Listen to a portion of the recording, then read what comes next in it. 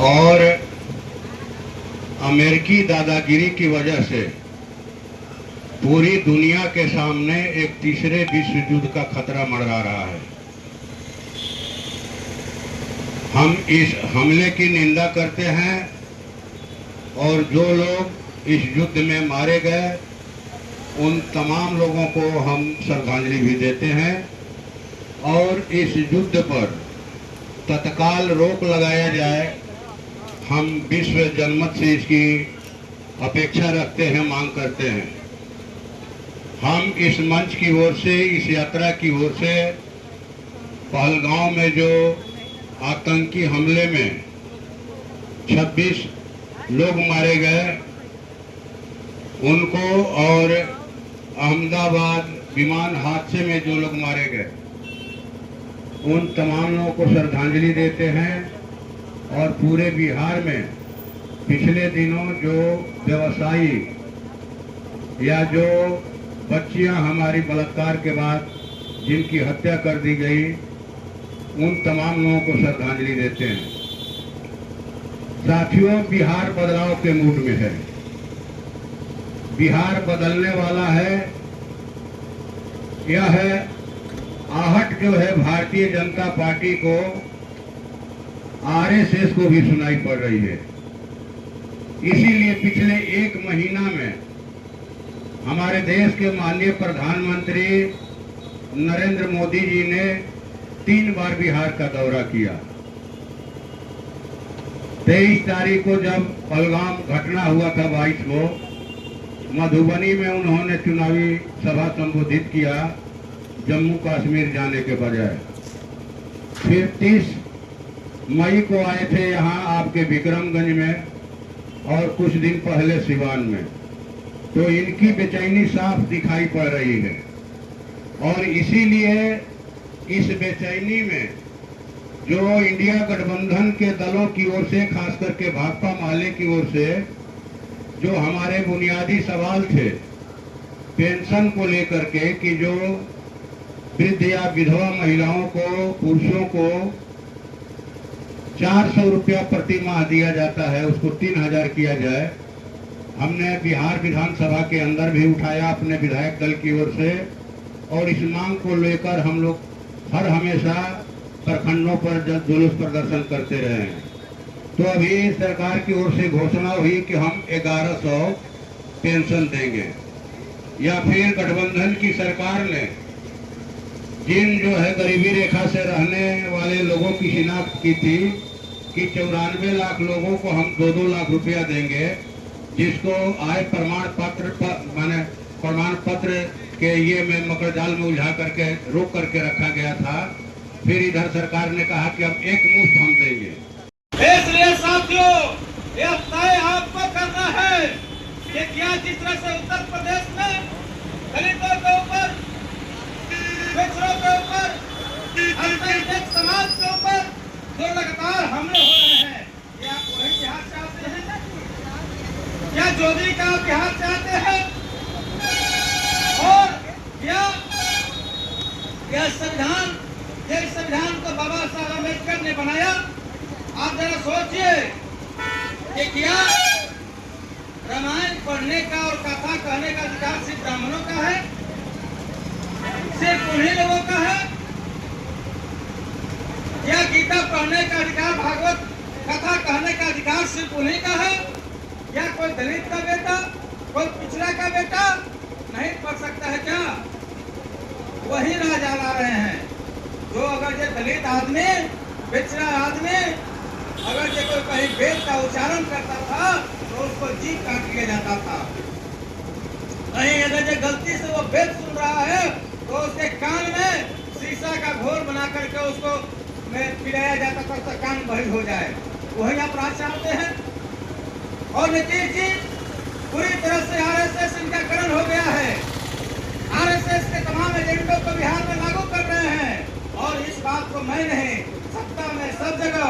और बिहार में तमाम जो बात करते हैं लोग दलितों की, बात करेंगे अति पिछड़े समाज के, बात करेंगे पिछड़ों का, काम यहाँ किसका होगा? काम होगा नेताओं के दमादों का। काम होगा उनके पहनोई का, आपका कहीं कोई काम नहीं। अरे बिहार में आयोगों का गठन किया गया और तमाम आयोगों में तमाम नेताओं के दामादों को सेट कर दिया गया। आज 7वां रोज है। आज हम लोग इस यात्रा में आज अगिया बाजार पर पहुंचे हैं।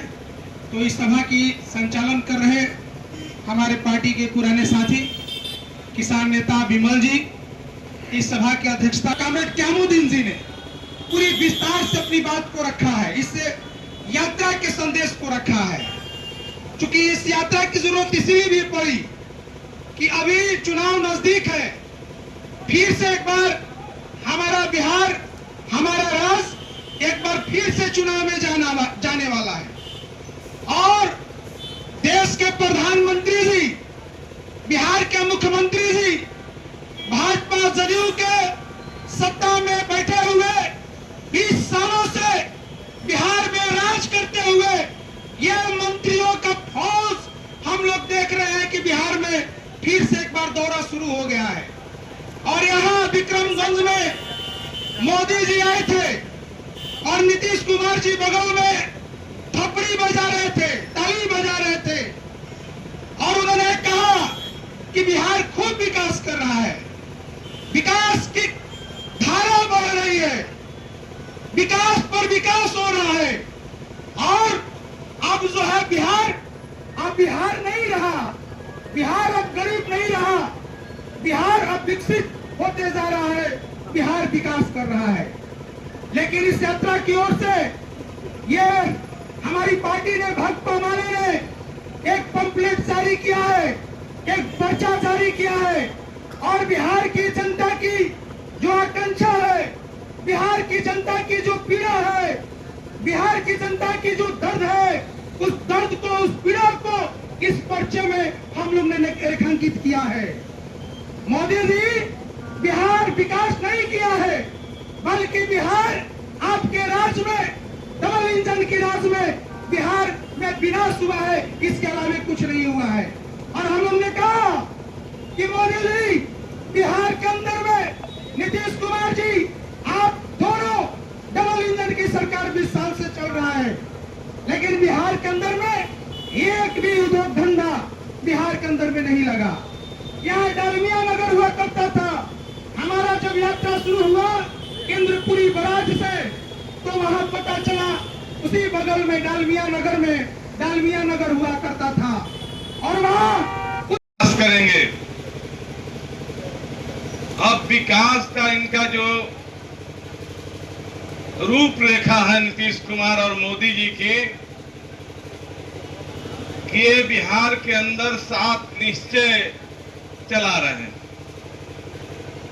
कह रहे हैं कि बिहार के पूरा विकास का इसी में खाका है और इनका 7 निश्चय 4 चल रहा है। पहला जो 7 निश्चय था, इन्होंने कहा कि हम घर घर पानी पहुंचाएंगे नल से।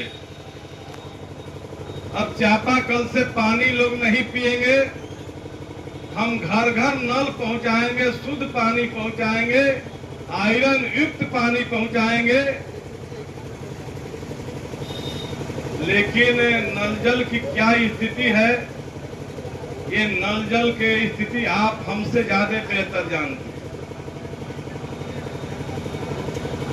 हम तो जहां रहते हैं, चाहे आते जाते हैं, वहां भी नल जल से पानी नहीं है। सब जगह बोरिंग लगा हुआ है और उसी से पानी होता मिलता है। तो नल जल इनका फेल हो चुका है, कहीं भी नल जल से पानी नहीं पहुंच रहा है और चापाकल भी आज बंद हो चुका है। पहले चापाकल मिलता था गरीबों के टोलों में गाड़ने के लिए, झोपड़ियों पर डालने के लिए, बहुत निर्जन जगह पर गाड़ने के लिए, तो अब वो चापाकल भी नहीं मिलता। तो पहला इन्होंने संकट में डाला है कि पानी हमको बंद करवा दिया। जो सरकार पानी नहीं दे सकती, वो सरकार से आप क्या भरोसा कर। इन्होंने कहा कि हम न जल जीवन हरियाली लाएंगे। हम जमीन की नमी जो खत्म हो रही है, उस नमी को हम प्राप्त करना चाहते हैं, ताकि गांव में जो कल है, चापाकल है, वो सूख नहीं पाए, पानी हमेशा देता रहे। और जल जीवन हरियाली का पहला काम है इस सोन नहर को बचाना। आज सोन नदी हमारी पूरी तरह से बर्बाद हो चुकी है अवैध खनन की वजह से। जहां 4 फीट बालू निकलना है, 40-40 फीट बालू निकल रहे हैं। केंद्रीय कमेटी के सदस्य और आरा के सांसद कामरेड सुदामा प्रसाद जी, भाकपा माले केंद्रीय कमेटी के सदस्य और काराकाट के सिंह कुशवाहा जी, आज हम लोग बिहार में बदलाव के लिए यात्रा निकाले हैं कि बिहार में बदलाव चाहिए। बिहार में डबल इंजन की सरकार है और इस डबल इंजन की सरकार में पूरी आबादी जो देश में हमारी खासकर आधी आबादी जो है महिलाओं की होती है। सब लोग सोचते हैं कि घर का नींव महिलाओं से चलता है और उसकी भागीदारी समाज में भी होती है और समाज में और देश के और बिहार के राजनीति में भी महिलाओं का अधिकार होता है। इसलिए अपने अधिकारों को भी समझना होगा कि हमारा अधिकार क्या है।